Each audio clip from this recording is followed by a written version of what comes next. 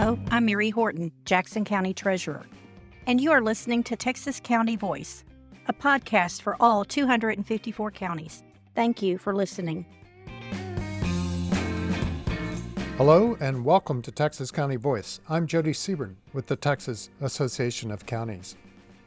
On this episode, Wise County Judge J.D. Clark returns to Texas County Voice after completing his one-year term as president of the National Association of Counties.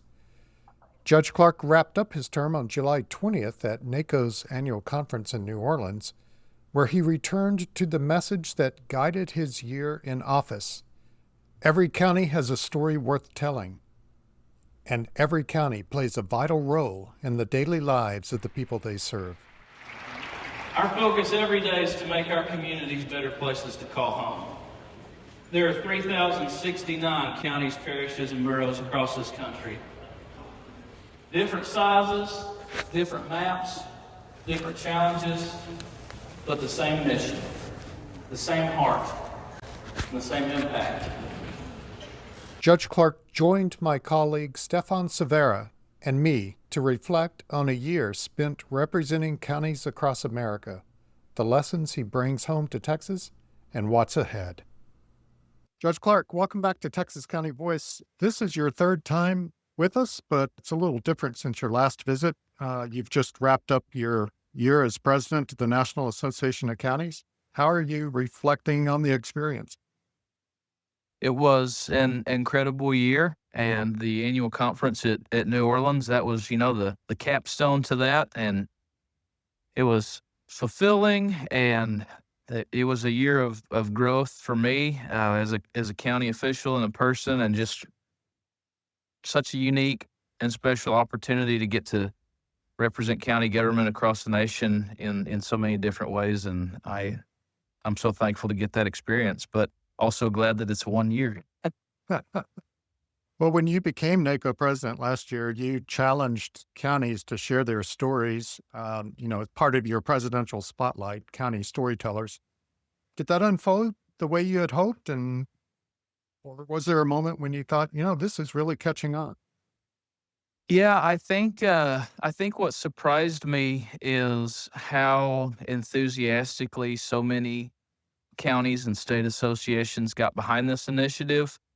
It resonated in a way that I hoped it would. I wanted to do an initiative that would apply to all counties, rural counties, suburban counties, urban counties. No matter the resources you have, no matter the size you are, you've got a story to tell, and you've got storytellers in your county. And when you first roll that out, you're at annual conference. There's a lot going on. It's the last day of annual conference, so you don't know immediately kind of how that initiative is landing. But then I quickly, started getting dispatched around to different state association conferences for counties. And that's where it started hitting me like, oh, they're grabbing this and running with it, and seeing how many county associations were weaving in the idea of storytelling and creating opportunities to elevate county stories. And I thought, okay, this is going to be a fun year together. And it's been great. And I think the storytelling is something that we're going to see continue on into the future, even beyond my service in NACo, which I think is a good thing for counties everywhere. Well, after hearing many of those stories, was there something particular that surprised you most about America's counties or about the people who served them? I think one thing that really impacted me fairly quickly in my NACo year was when I went to the Nebraska Association of Counties, and they had just become a NACo 100% membership state just before my visit. And I came to their conference, and their theme was Nebraska counties are all in. And of course, the immediate meaning of that was they were all in NACo. They had all joined. But they grabbed that to tie in with storytelling. And throughout that conference, they had different boards set up throughout the conference that said, why are you all in for counties? And people were leaving Post-it notes on those of what their reasons were for being all in for county government. And just seeing all of those visually and reading people's quick thoughts they were jotting down that was really inspiring and encouraging, and to see people reminding each other, what's your why in county government. And that's the big thing with the stories is we want our policymakers and our constituents to hear our stories and understand what's happening on the ground. But I think it's also good for us to reflect on not just the day-to-day stats and numbers that we're seeing, but hey, step back and remind yourself, like from a more emotional, motivational standpoint, why are you in county government? And it wasn't because of some numbers. It was because of something that impacted you somehow. And so that's what keeps me fired up about county government is seeing so many people who are in it for the right reason, just trying to do good work in their community. Well, Stefan and I were at the NACo annual conference in mid-July in New Orleans, and on the Sunday of that conference, you had an opportunity to reflect back over your one-year tenure, and you looked back on several wins for counties that have happened over the past year. Do you want to share a few of those successes for our listeners? Yeah, it was really a great year for us in terms of having county voice heard at the federal table in some different capacities. Just off the top of my head, some things that we were really excited about and proud of that had been long time NACo County ask, the public dashboard for FEMA reimbursements, which, I think to just average citizen, they're like, well, so what? What does that mean? But anybody in county government that's dealt with the process and communication issues with FEMA reimbursement, it's huge. And that was a big win.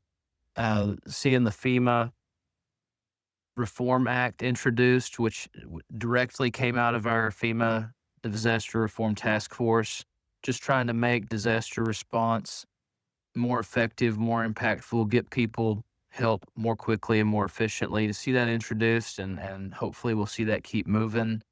The fact that the surface transportation bill that got rolled out by the House T&I committee is a new high water mark for seeing the feds view counties as actual infrastructure partners and put money with that for county roads and bridges. That was a big one. Getting secure rural schools reauthorized. So many timber counties rely on that to fund public schools, public education, and to get that reauthorized was a big win for a lot of our counties. And then even down to more recent things like being able to get an extension on the ADA requirements for our websites, which again, that's one of those things that yes, important and yes is a great thing, but when you don't work in county government, don't work with a county government website, you don't really understand what a big ask that is to get those websites ready, and being able to get a more realistic timeline for that, that's a big win for our county. So yeah, a lot to be proud of. And, there's a lot happening that's not dramatic news that you might see covered, but there's still a lot of really important county government wins out there that are good for our taxpayers and our citizens. Well, you also talked about some of the work that's still ahead. If you could move one issue to the top of the national agenda for counties, what would it be?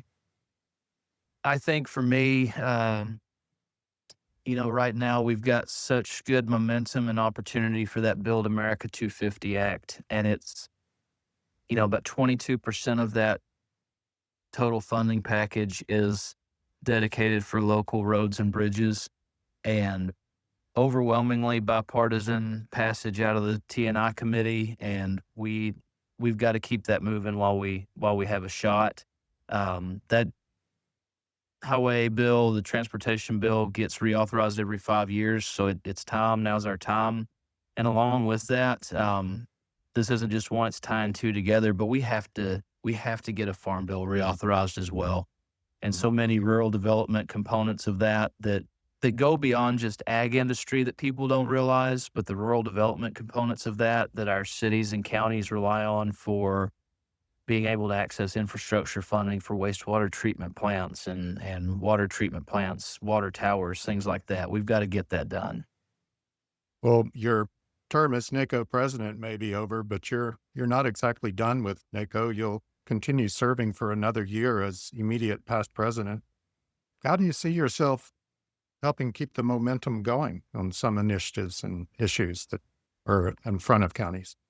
Well, the beautiful thing about NACo's executive committee structure is you run and get elected as second VP, and so you spend a number of years on the executive committee, and what that does is it builds cohesion among all of us who are serving at any given time on the executive committee. So we've got a great one, and we just inaugurated George Dunlap from Mecklenburg County, North Carolina, as our president. He and I have been working together a couple years now. Alicia Bell right behind him, been working with us as a great partner, and we've just welcomed Sarah Benatar onto the executive committee and look forward to her learning with us as well. But, my role as immediate past president is we've got great legislative momentum. President Dunlap's initiative of Building Better Futures dovetails really nicely with storytelling in itself. And so I'm staying on as an executive committee member and going to keep pushing where they can use me, helping tell stories where they can use me, and hopefully get a few more of these legislative priorities across the finish line. Here in Texas, we're looking ahead to next year's legislative session. Are there lessons from your leadership with NACo that could help shape conversations here? Yeah, I think so. I think that a lot of times we get so focused on, of course, we talk amongst ourselves. That's how we know what each other's dealing with and what our priorities are. But we focus a lot, rightfully so, on trying to make our case to our legislators of what we need or what we're concerned about. One of the things that being involved in this storytelling initiative over the past year that resonated with me is I think sometimes we don't do a good enough job, or we get busy and forget that we also need to tell these stories and make sure our constituents understand why we're asking for the things we're asking for too. And I think a good example in Texas, all over in counties, is with the data center issue. And this has been an opportunity that I've seen where suddenly we've got constituents trying to understand and wrap their arms around some of the limitations that county government does have. And so we're educating the public. The public then is helping us talk with our legislators, and it's really a better continuum of conversation if we've got constituents, county officials, and state officials all talking together on the same conversation. And I think that helps us, is a good example for us in a lot of legislative discussions. Like our constituents need to understand too, because if they understand our concern and understand the impact in each of our communities, they will help us with that message in Austin too. Mentioning the legislature might be a good time to turn things over to Stefan. Stefan? Yeah, Judge. One question that I have. So in your role, it's unique in the fact that you get to interface with other states and what they're doing legislatively and what their state legislatures are working on, both pro county and both with legislation that could be a challenge for counties. Is there anything that you've seen from other states that they're doing well that you think we could adopt here in Texas? I would say that there are some really good examples with Florida counties trying to make sure that their constituents understand the impact of state legislative proposals.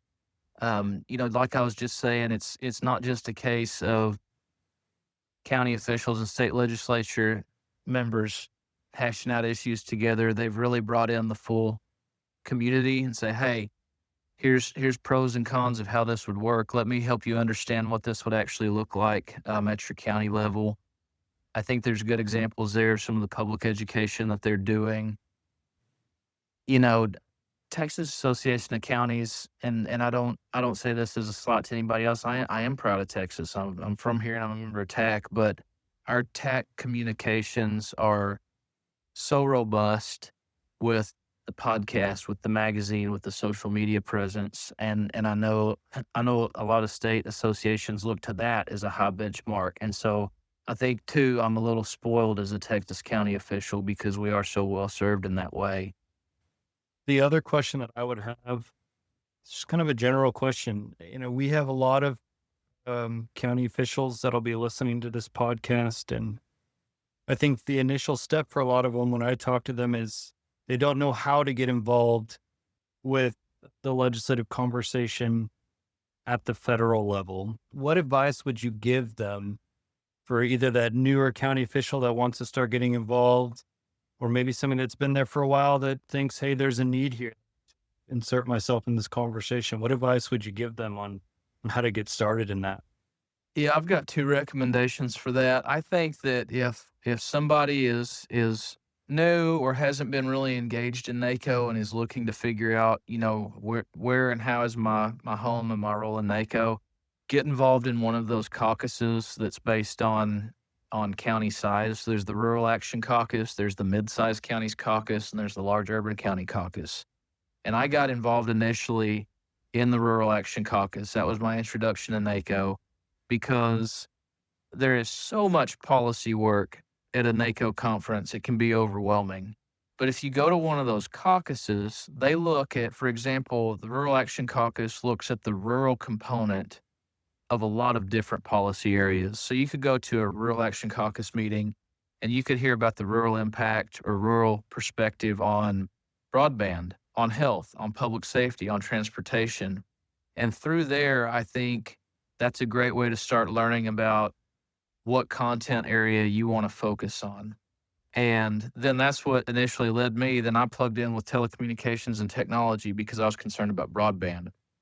And I think that's the best initial first stop for someone here about a lot of different policy areas. But you may already know, like, hey, I'm a transportation guy. Those are monthly webinar calls. TAC can help get you plugged in on that steering committee. It's a great opportunity. Well, Judge, I'll just say I'm excited to utilize your new perspective that you have now after a year in this role. In 6 months, we're in the legislative session, because you're going to have more of an understanding of what the national movement is on things like property taxes and data centers. So I just want to thank you for your time and sharing those perspectives with us. And that's all I really have, Jody, unless you have anything else. Judge Clark, thank you for your time and congratulations. I'm sure you have inspired many county officials, not only here in Texas, but nationwide, to try to follow your example, follow your lead. Well, and I hope it just has lit a fire in some to recognize that they have the ability to tell a good story and that their stories do matter. And that's what's going to resonate with folks at home and with folks either in your state capital or Washington, D.C. And I hope that we keep lifting up those county voices in different ways. Our thanks to Wise County Judge J.D. Clark for joining us and sharing what he learned during a year representing counties nationwide. Judge Clark will be at TAC's Legislative Conference from August 26th to the 28th. The conference brings together county leaders from across Texas for 3 days of learning, networking, and conversations about the upcoming legislative session and issues shaping county government. If you haven't registered yet, now is a great time. Early bird registration ends August 6th. To register and learn more, visit the calendar of events on county.org. Thank you for listening to Texas County Voice. We'll see you next time.